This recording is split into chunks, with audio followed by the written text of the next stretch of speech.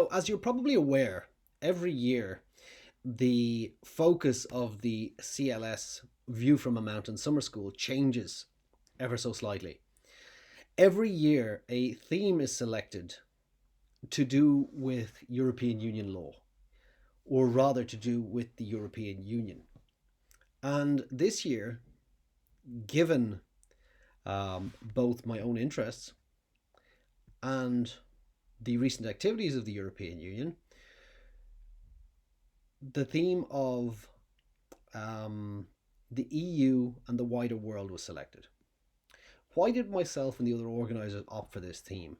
Well, first of all, this theme reflects the position of the European Union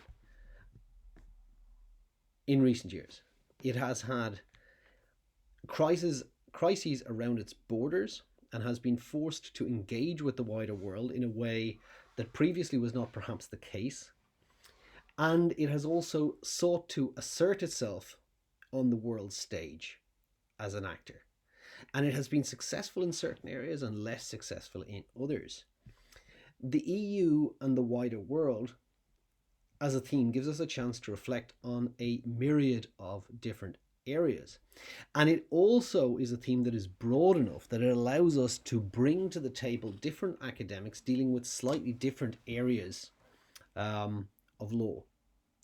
In addition to this, although generally the summer school in the past has been focused purely on law, we felt that this year we should expand the summer school to law and legal skills. What does that mean? Well, what it essentially means is that we don't just want you to sit there for 2 weeks listening to academics. We have always attempted at the CLS Summer School to foster a participatory environment in which those attending the summer school feel comfortable asking questions, giving their opinions, and even interrupting senior lecturers when they feel that they have something important to add. This is part of the flat hierarchical system that we attempt to foster. However, we wanted to take it a step further this year. We wanted to incorporate a focus on soft skills into the summer school so that some of the sessions, at least, would be more than mere lectures. They would be participatory exercises trying to ensure that not only does your legal knowledge improve by virtue of you attending the summer school, and not only will you have the opportunity to reflect upon important concepts, but hopefully, to whatever extent is possible over 2 weeks, your legal skills may improve too. That you might be a better negotiator, that you might be a better speaker, and that you might be able to articulate what you have learned in a more convincing and a more satisfactory fashion. We don't just want to give you knowledge, we want to try to make you a better lawyer. So those were the two principal areas of focus for the summer school. The idea of the EU and the wider world, and the idea of an additional element focusing on soft skills for lawyers. Now, starting first of all with the EU and the wider world. Picking a theme like this gave us the opportunity to touch upon some of the many areas in which the European Union wishes to engage as an actor, and areas in which it perhaps might like to in the future. One important area, for example, is that of migration, law. So some of you may be aware that the European Union has, for, well, the bulk of the past 2 decades, been engaged in efforts to create a common European asylum system. which has been up and running for most of this time.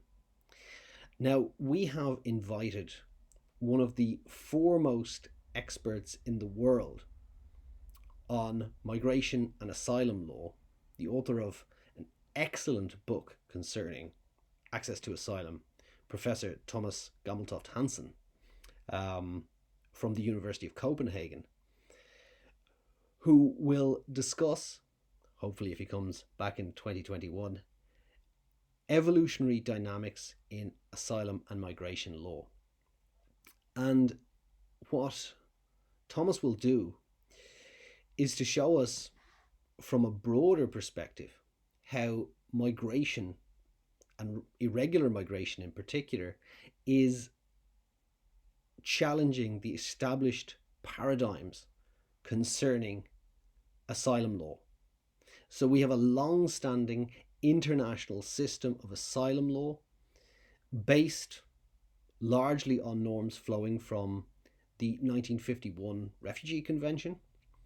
And here in Europe, we have the Common European Asylum System, which effectively is conceived of as a win-win. And why do we think of it as a win-win? Well, we think of it as a win-win because it creates a sort of a one-stop shop system where those who wish to access asylum in the European Union may only apply in one state. And this means that they can't essentially just go from Spain, apply there, get refused, Portugal, apply there, get refused, etc., etc. Therefore, costing each system lots of money, taking up time, and so on. Rather, they get one shot. So, from, let's say, a right-wing perspective, it lowers the cost associated with migration management. It lowers the amount of resources that need to be spent on such individuals.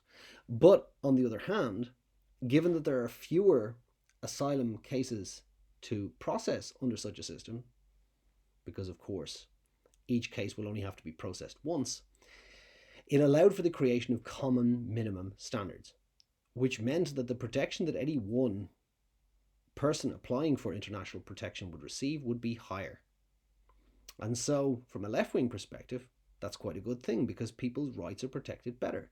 So the intellectual foundation of the Common European Asylum System is pretty sound. It sounds like a good thing. Even those of you who may be hearing about it for the first time, you can say, yeah, this sounds sensible, this sounds good. But Thomas will show us why this system has come under significant pressure in recent years, and perhaps give us some hints with regard to what the future holds for asylum law at a global level and for the Common European Asylum System.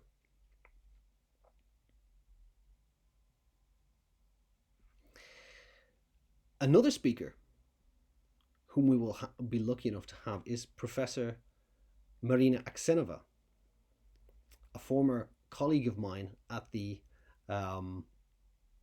European University Institute in Florence, and also, funnily enough, a former colleague of Thomas's at the University of Copenhagen.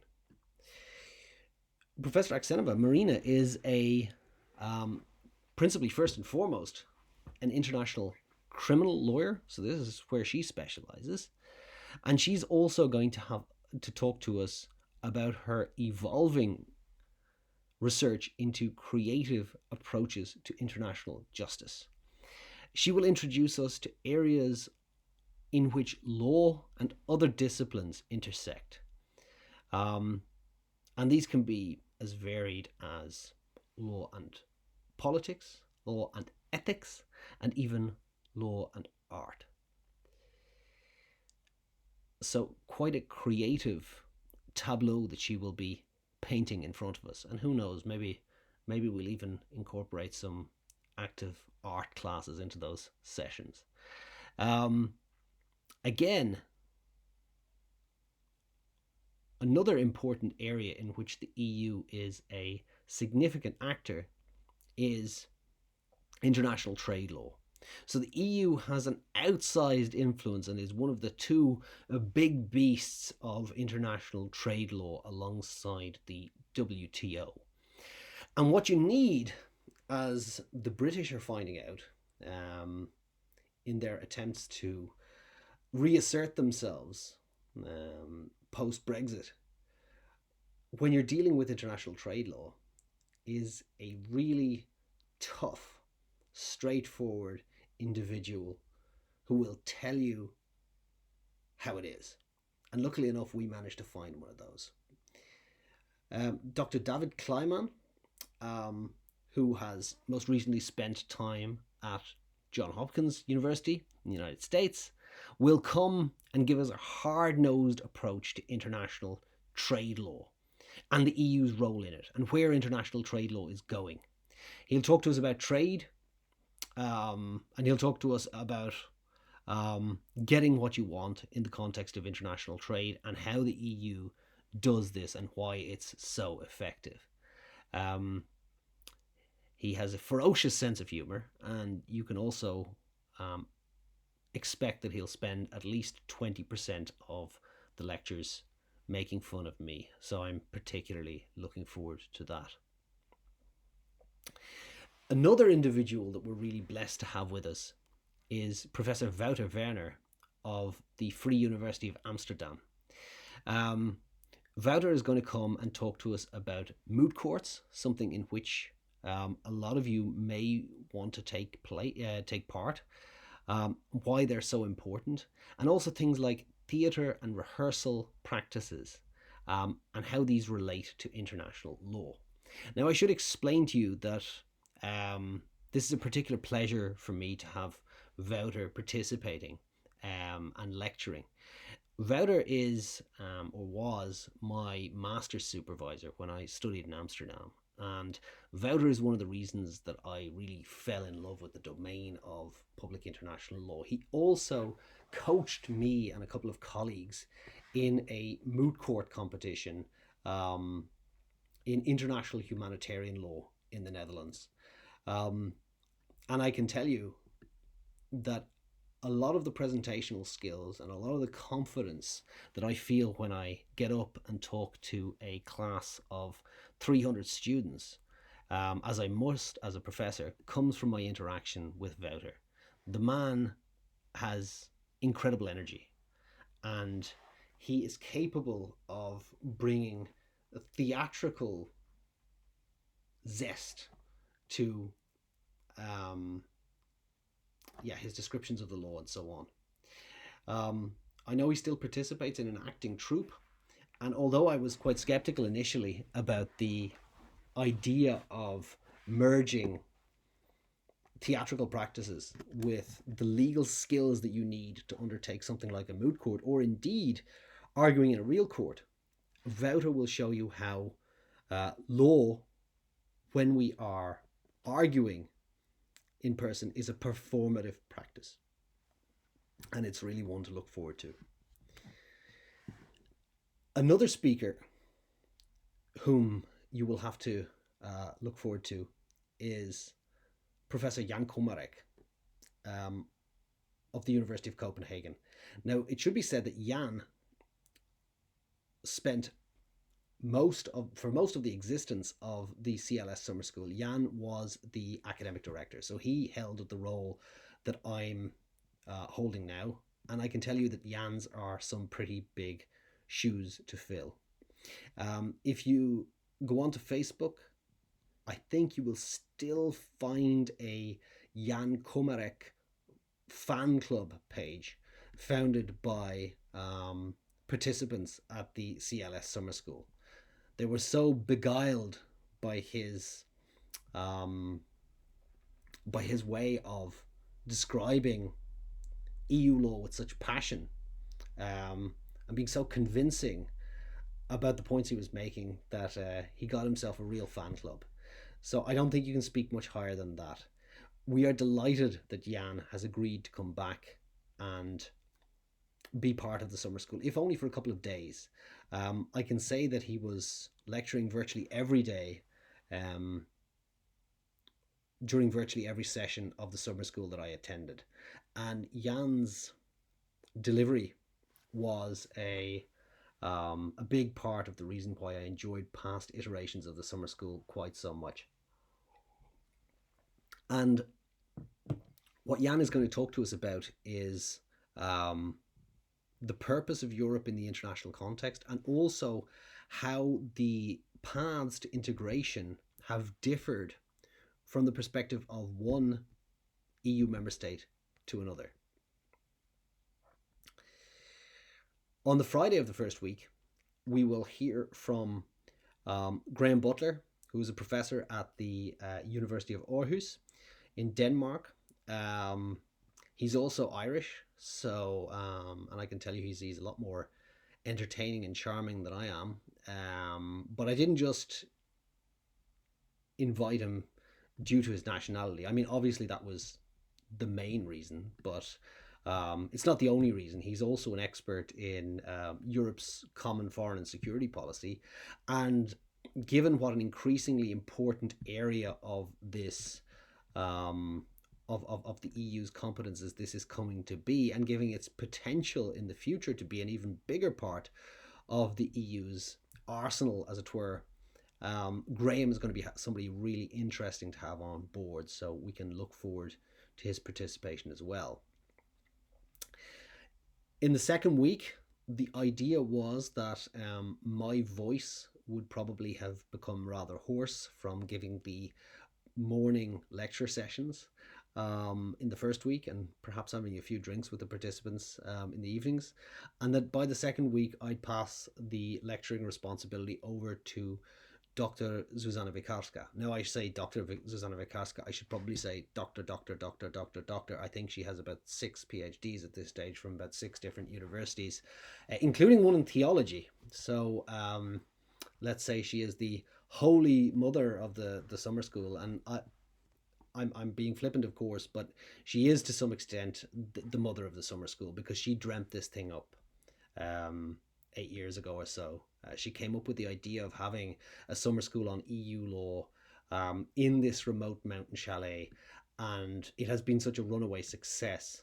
And she brings a passion to the table that is extraordinary, and also some very serious knowledge on a lot of areas of EU law, and it will be a pleasure to have her take over the teaching during the second week, not least because that means I can get a break and perhaps sleep a bit later some mornings as well. We will also be welcoming in the second week Timuraz Antilava from Georgia, and he will look at the EU legal practice on occupied territories in the Eastern Neighbourhood Partnership countries. So he's actually going to be looking very much at EU interaction with our Eastern neighbours. We're talking Moldova, Ukraine, Georgia, Armenia, Azerbaijan, and perhaps even Belarus. And what Timuraz is going to bring to the table is going to be very topical indeed. As you're probably aware, these former Soviet republics have had a difficult existence since their separation from the former Soviet Union. Russia still sees these countries as falling within its sphere of influence. They have attempted some integration with the European Union. To some extent this has been successful, to some extent this has caused aggravation to Russia, and some authors argue that, well, in fact it's incontrovertible, that the failure to agree a way forward with regard to Ukraine's integration with the European Union was one of the factors that precipitated the Maidan protests that led to the overthrow of Viktor Yanukovych, and ultimately the series of events that have resulted in the current unfortunate state of Ukraine.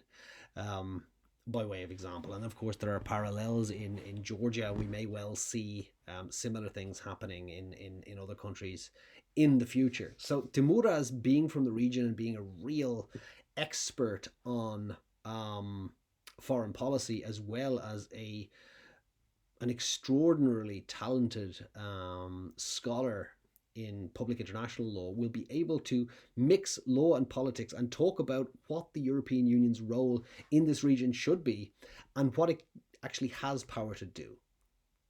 What should we be doing with regard to these states that lie between us and the Russian Federation? Should we be doing anything at all? What has the EU been doing in the past? And where does the boundary between law and politics lie? What duties do we owe in this region? Etc., etc. So very interesting. The next topic that will be talked about will be Brexit. And we're lucky enough to welcome Christopher Bannister, Dr. Christopher Bannister, who is a senior UK civil servant dealing with Brexit issues for the UK Foreign Office. And Dr. Bannister will essentially give us a British perspective on Brexit and what it means. I can tell you that Dr. Bannister is a committed academic as well, and a very international individual who speaks multiple languages. You won't find a Little Englander perspective, but you will find somebody who's prepared to argue the merits of both sides, and who's also prepared to give us some very interesting perspectives on what might happen next with regard to the relationship between the UK and the European Union as time passes. The plan on the Wednesday of the second week is to have a husband and wife combination take over the teaching, which is quite a novel proposition, but two very talented Swedish academics will take over the teaching on Wednesday. Maria Lisa Uberg will talk about the EU and third countries, and how they can mutually influence one another on markets. And Jakob Uberg will talk about the external dimensions of the area of freedom, security and justice, the EU's area of freedom, security and justice. Both of these are important areas in which the EU can work, if you like, externally, and can work as a global actor. So we're hoping to have an exciting and dynamic showing from Mr. and Mrs. or Dr. and Dr. Uberg on the Wednesday. On Thursday, we will have by then probably Dr. Ivan Lazarov from Bulgaria, from the World Tax Institute at the Wirtschaftsuniversität Wien, who will talk about the EU and international tax law. So if any of you have inherited a large fortune from one of your grandparents recently, or merely want to know how to hide your wealth in Monaco or Luxembourg or wherever you want to go, Ivan is the man to ask, and he brings a real zest and a real panache to his presentation. A very hard-nosed individual who will tell you things as they are, and I'm sure you're going to enjoy what he has to say. And then on Thursday afternoon we have our main event. We have been lucky enough to secure the attendance of Professor Dr. Karl Baudenbacher, who is the former president of the EFTA Court. He served for many years as the president of the EFTA Court and wrote many of its seminal judgments. He is an international legal scholar of the highest order of long standing, and he will give us some unique perspectives during a keynote address dealing with multiple facets of the influence, the external influence, if you like, of the EU's single market regime and how it expands beyond the EU states themselves. Um, and then on the Friday, we will have Bríd ní Chráinne, again, an Irish person to round the week off, although I'm not guilty of picking people simply because they're Irish, as I mentioned with regard to Graham Butler. Bríd will talk to us about internal displacement and European perspectives on internal displacement. Bríd is at the Masaryk University of Brno, and is also working in Prague. And she's a very convincing, very interesting legal scholar, and I believe that she will round things off very nicely indeed. So that's basically the program as we had conceived of it for 2020. All of the academics who we had invited have voiced their willingness to participate in 2021. I would hope also that we might be able to invite a few other people on top of the list that I've already